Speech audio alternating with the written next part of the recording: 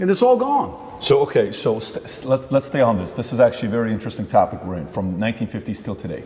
So you're saying, if somebody is a Tate, if somebody is my wife, if somebody is my son, you're going to be doing this. I'm not going to let a teacher X, Y, Z. Okay. Well, 90% of America doesn't have the money to be able to Correct. put them in a private school. Correct. Where right now is June. If you go on YouTube or Twitter and look at Pride Month, everywhere kids are coming to school. Parents, teachers got these pride stuff going on all over the place.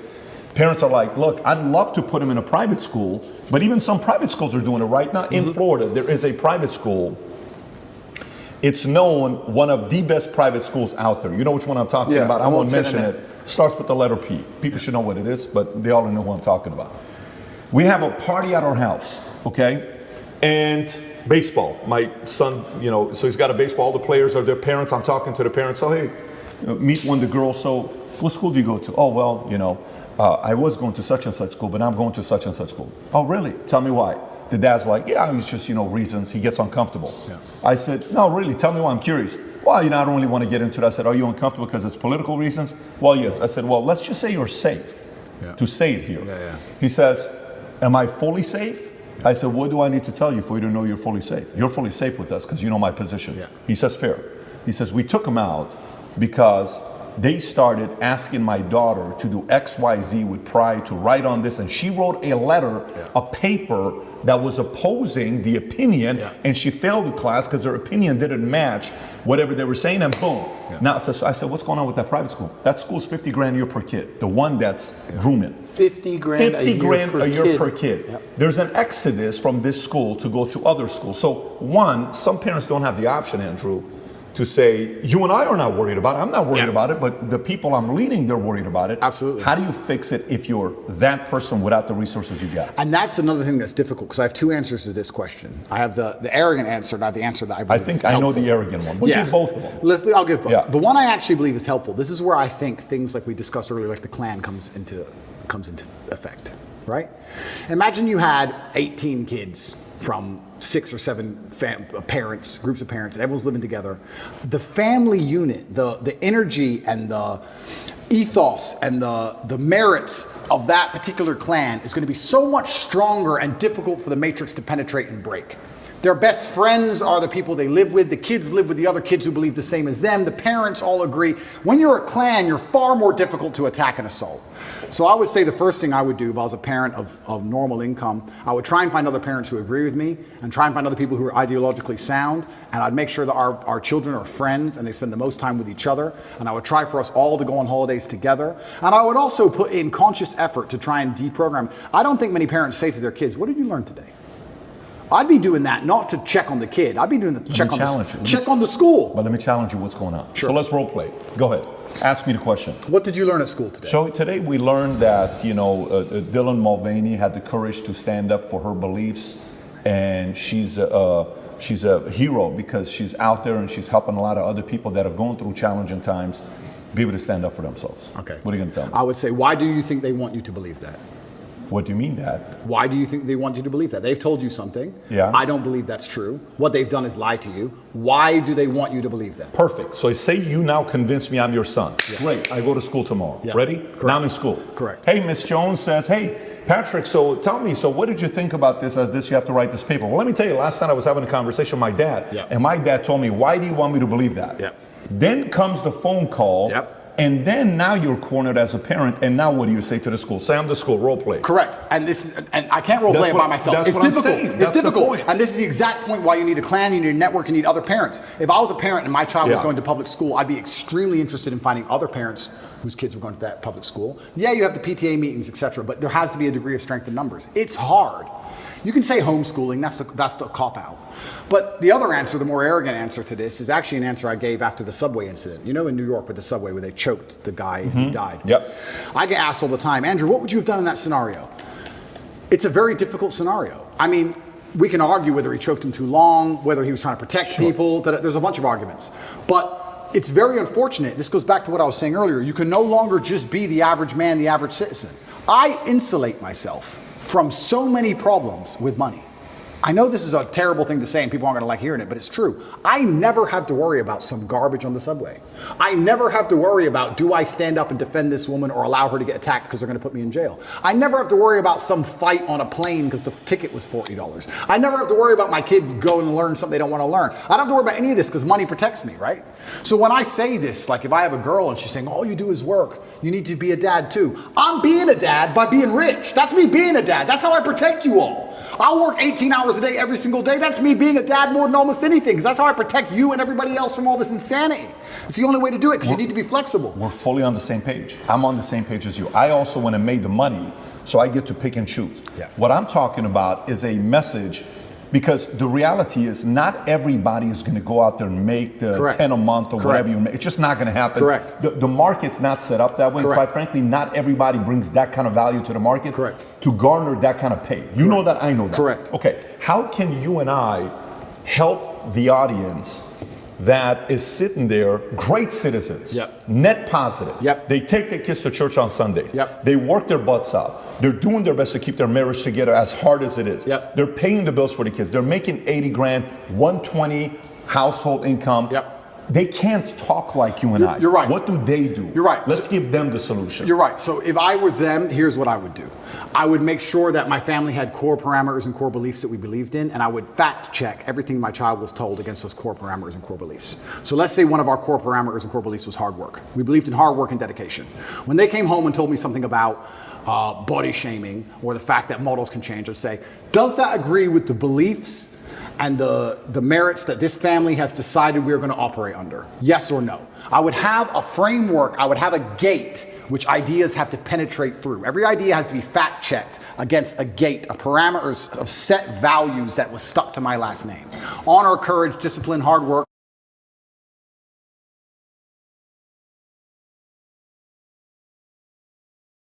Whatever those parameters are. And I'd say to my child every day, what did you learn in school? I'd listen to it and I'd say, does that align with our value on this? And also, I'd make this very clear, because this was done to me as a child. I'd make it very clear to my children that they're exceptional. I think every single person is exceptional for different reasons. We talk about normal children, normal families. That doesn't mean they're not an exceptional individual. They can still be an exceptional person. Totally. Who knows what they might become? Sure. I'd say, you're an exceptional. You don't believe what everyone else in that school is told to believe just because it is said. You're an exceptional person, and we have a framework we operate under, because your last name is X, and our framework is this. Does that align with hard work and dedication? No, it doesn't. Why are they trying to tell you that? Because they're trying to attack the framework which you need to be successful. My father said to me when I was young, my father had many quotes, and I use them all the time, but one of my favorites was, I allow manipulation to find out where my enemy wants me to go, and then I use my mind to break the trap and punish the perpetrators. That's the exact line I will tell my child. I'll say, they've attempted to manipulate you. We've allowed it. I allowed you to go to school and listen to this. Why were they trying to manipulate you? Where do they want you to go? They want to take you away from discipline. Yeah. They want to take you away from hard work. Now we're going to use our minds to break the trap. We now know what they want. My father explained this saying to me, and he said why it was so important, and it's true. If you don't allow them to manipulate you at all, you don't know where they want you to end up. You might get tricked another way. You might take another road to the same destination. Mm-hmm. You allow the manipulation. Tell me what you want me to believe. Tell me what you want me to understand. Allow it to manipulate me all the way to the end. I see the end goal. Yep. This is what you want. No. And this is what I would teach my children. Explain. Your time in school is going to teach you some very important things that you need to know. And they're also attempting to psyop you and trick you and poison your mind. And we are going to discuss daily, built within our family framework, within the code of our last name, to see which are true and which are lies. It takes work, like everything else on earth. It takes work. And I know it's hard. Parents are out there, they're working, they haven't got time. Yeah. Their kids are on the internet. It's difficult. But you have to put the work in, because you are almost fighting an enemy for the minds of your children now. You know what I think? You know what I think is, that's great. Very good feedback. But so I lived in Iran. Yeah. And in Iran, you'd go out there and you'd say, so hey, listen, people are asking about religion, don't talk about it. Yep. Are we Christians? I don't know. Yep. Talk to my mom and dad. You don't need to answer the question, right? Because there's that fear. Yep. So parents are teaching kids to not talk about their values and principles. The element that parents fear what the school's gonna say to them and not give the kids the best grades, because imagine you got a 10th grader or even a senior. If you really say what you believe in, that teacher gives you a C. You don't get the A to get the 4.3 GPA to get the scholarship because you can't afford it. You have to be like constantly like this. So parents are telling their kids, look, whatever I'm telling you, don't tell them. I think it's bigger than that. I think a part of it is this is the first time we had stats, and I don't know how long this was, where kids graduating high school are not valuing a 4-year college as much as they did before, okay? That is a threat to the establishment because they can't be a control, right?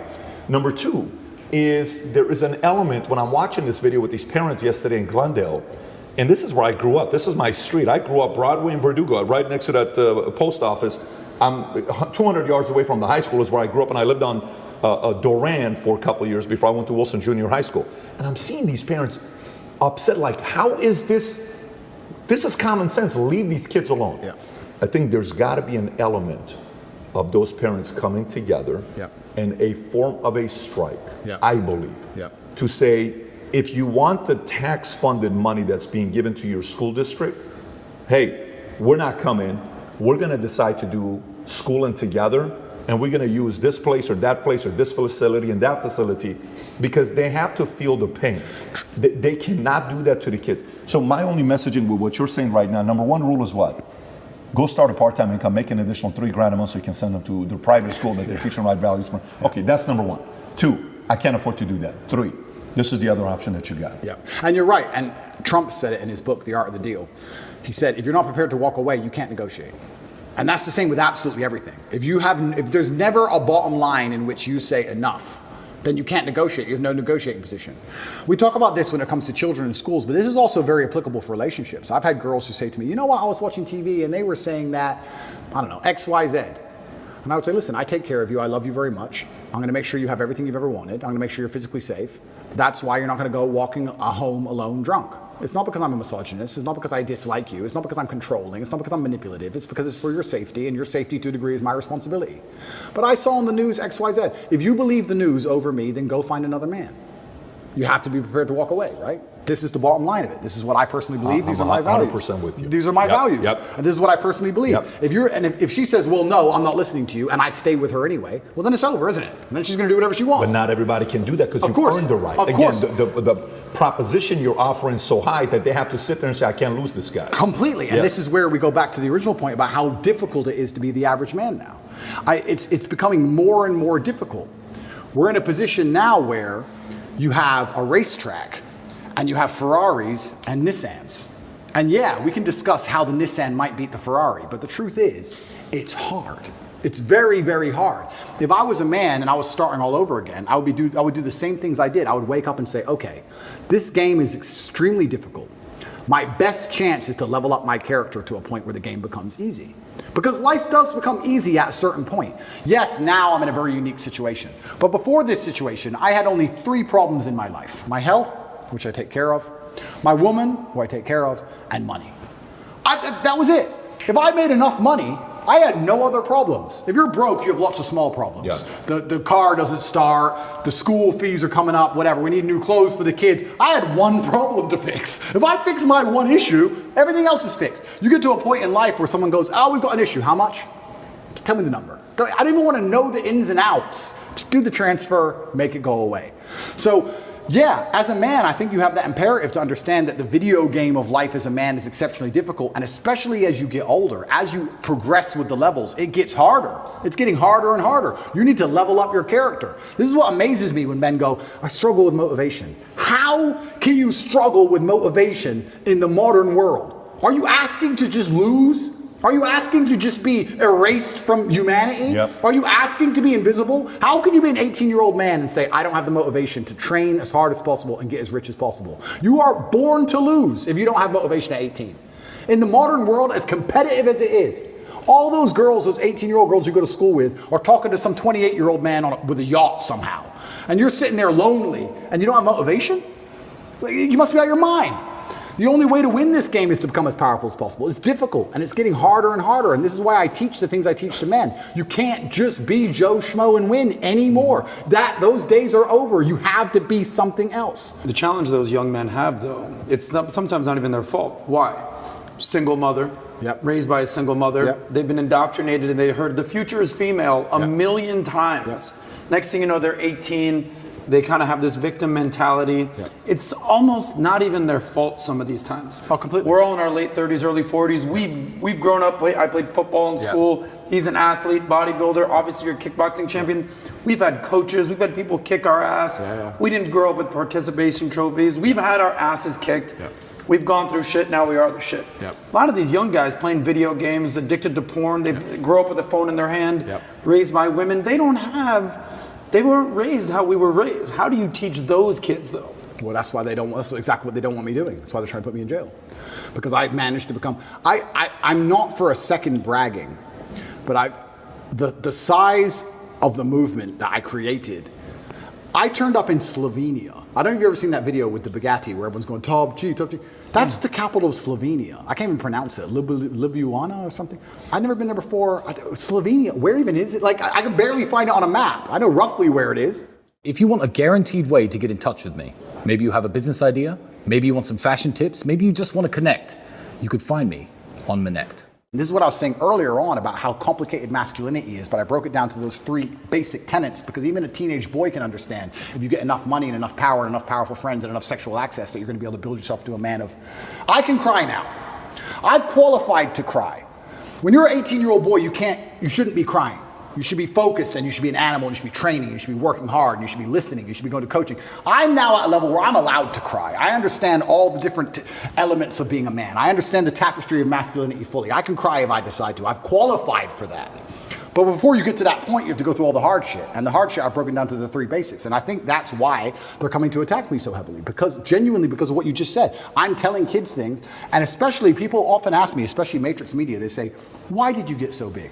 Because I'm telling the truth. I'm telling the truth, which every man knows is intrinsically true in his heart, because God has instilled him with a basic degree of morality of right and wrong. I'm saying things to a 17-year-old boy, and he's going, he makes sense. I get it. Everything I was told so far just didn't quite click, but this does.